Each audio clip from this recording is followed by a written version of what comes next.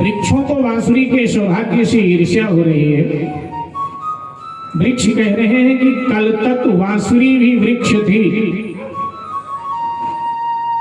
लेकिन आज ये भगवान श्री कृष्ण के होठों पर बैठकर बोल रही है। कहां की कहां पहुंच गई और हम जहां थे वहीं रह गए। इस बात की ईर्ष्या है, ये ईर्ष्या के आंसू बहा गए। एक अभिप्राय महात्मा लोग ऐसा देते हैं। अच्छा, लोक व्यवहार में आपने देखा होगा, कोई हमारे कुल परंपरा का हमसे बहुत आगे निकल जाए और हम जहां के तहां रह जाए तो कई बार ईर्ष्या के आंसू रोया करते हैं कि वो कहां पहुंच गया और देखो हम वहीं के वहीं। दूसरा अभिप्राय हमारे महापुरुष लोग बताते हैं, हमारे संत लोग बताते हैं कि वृक्षों का जो ये रोना है, ये आनंद का रोना, ये आनंद के आंसू, ये प्रसन्नता के आंसू। किस बात की प्रसन्नता? तो कहते हैं कि वृक्ष लोग कहते हैं कि देखो हमसे तो भजन नहीं बन पाया, लेकिन हमारे कुल की बेटी भगवान तक पहुंच गई तो उद्धार हमारा भी पक्का है। ये बांसुरी तुम्हारे कुल की बेटी है, तो ये भगवान तक पहुंच गई तो उद्धार हमारा भी पक्का हो गया। क्योंकि शास्त्र कहता है कुल में एक भगवान का भक्त हो जाए तो 7 पीढ़ी अपनी आगे की और पीछे की, 14 हो गया, 7 आगे की 7 पीछे की और 7 पीढ़ी निहाल की, इन 21 पीढ़ियों का उद्धार किया करता है। तो बिना भजन के ही हमारा उद्धार हो जाए। तो तीसरा अभिप्राय कुछ संत लोग देते हैं कि वृक्षों के कुल की मर्यादा को बांसुरी ने तोड़ दिया है।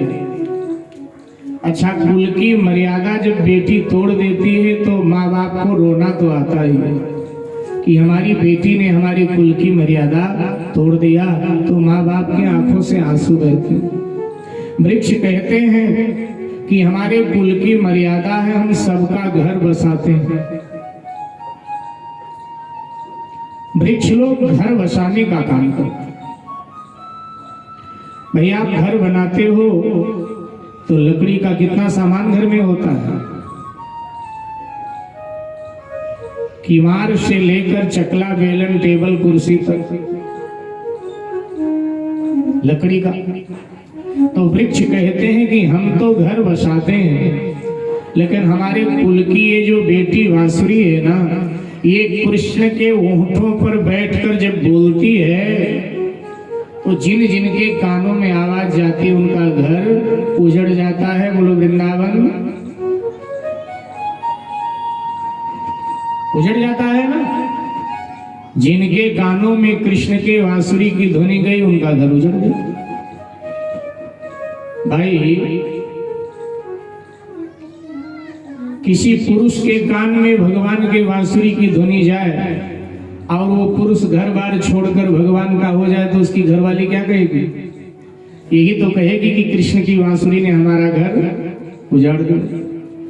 और किसी बहन के कान में बांसुरी की ध्वनि जाए और छप सब छोड़कर वो कृष्ण की तरफ चली जाए तो पति क्या कहेगा कि कृष्ण की बांसुरी ने तो हमारा घर उजाड़ दिया।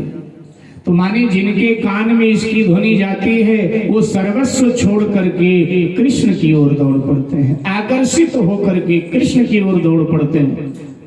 तो लोक दृष्टि से देखो तो फिर तो यही लगता है कि उनका घर उजड़ गया। तो हम घर बसाने का काम करें, हमारी बिटिया घर उजाड़ने का काम करे। इसने हमारे कुल को कलंकित कर दिया, इसलिए आंसू। बांसुरी की ध्वनि और तीव्र हुई। गोपी जनों के कान में गई। दशा क्या हुई? निशम्यवादनं श्रुत्वा तदनं गोवर्धनम्। आवाज कान में गई। गोपीजन जैसे जैसी थी उसी हालत में दौड़ी। कोई गोपी अपने लाला को स्तन पिला रही थी, सो लाला को पालने में डाल दिया। लाला रो रहा है, बालक रो रहा है और गोपी उस आवाज की ओर दौड़ी जिधर से आवाज आ रही है। कोई गोपी अपने पति को रोटी खिला रही थी। एक रोटी तवे पर थी, एक चूल्हे में और एक हाथ में थी। सो जैसे बांसुरी की ध्वनि सुनी तो एकदम हाथ में रोटी थी, वो लिए लिए दौड़ी उधर। तो पति भोजन कर रहा था, उसने कहा कहाँ जा रही है, रोटी तो दे। तो गोपी ने कहा वो देखो कितनी मधुर आवाज आ रही है, मैं वहीं जा रही हूं, बैठे रहो, अभी लौट के दूंगी। दौड़ चली। अच्छा, कोई गोपी श्रृंगार कर रही थी, श्रृंगार करना भूल गई, जैसे बांसुरी की ध्वनि कान में पड़ी, आंख का कजरा सिंदूर समझकर मांग में डाल लिया और मांग का जो सिंदूर है वो काजल समझ करके आंख में डाल दिया।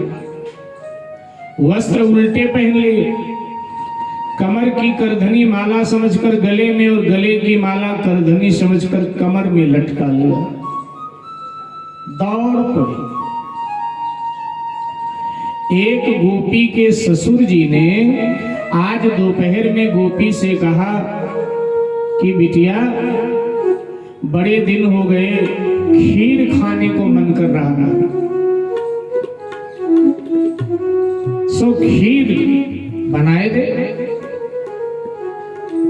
तो गोपी ने कहा कि पिताजी, ससुर जी को कहा कि पिताजी आज रात में बनाए दूंगी।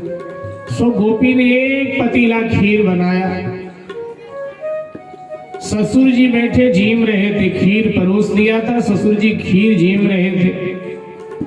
इतने में बांसुरी की ध्वनि कान में पड़ी और जैसे बांसुरी की ध्वनि कान में पड़ी तो गोपी दौड़ी उस ध्वनि की ओर। तब तक ससुर जी के थाली में खीर खत्म हो गया। सो ससुर जी ने कहा बहू नहीं, खीर डाल दे थाली में। थोड़ा आगे निकल गई, कहा बहू नहीं, खीर डाल दे थाली में। तो वापस लौटी, पतीला पूरा उठाया, तब तक फिर ध्वनि बांसुरी की कान में पड़ी। तो पतीला उठाया उठाया ससुर जी के आगे से थोड़ा और आगे आ गई, ससुर जी के आगे से निकली, थोड़ा और आगे आ गई। तो ससुर जी ने फिर आवाज दी, अरे बावरी है गई का, मैं इधर बैठा हूं, तुझे देख नहीं रहा हूं, खीर दे दे। तो आगे गैया टोकरी में भूसा खा रही थी। गोपी ने खीर का पतीला तो रख दिया गैया के आगे और गैया के आगे जो टोकरी रखी थी वो टोकरी उठाया और लाए करके ससुर जी के आगे रख दिया और भाग चली। हमारे ब्रज के महात्मा गाते हैं कि गाय को खीर ससुर को भूसा, गाय को खीर ससुर को भूसा, ऐसी मति बौराई, बसुरिया ने मधुबन में धूम मचाई, बसुरिया ने मधुबन में धूम मचाई। दौड़ी हुई सब आ गई जहां भगवान खड़े थे। भगवान ने देखा जब गोपियों तो गोपियों का स्वागत किया है। स्वागतम भो महाभागा प्रिय किम करवाणि यः, स्वागतम भो महाभागा प्रिय किम करवाणि वः।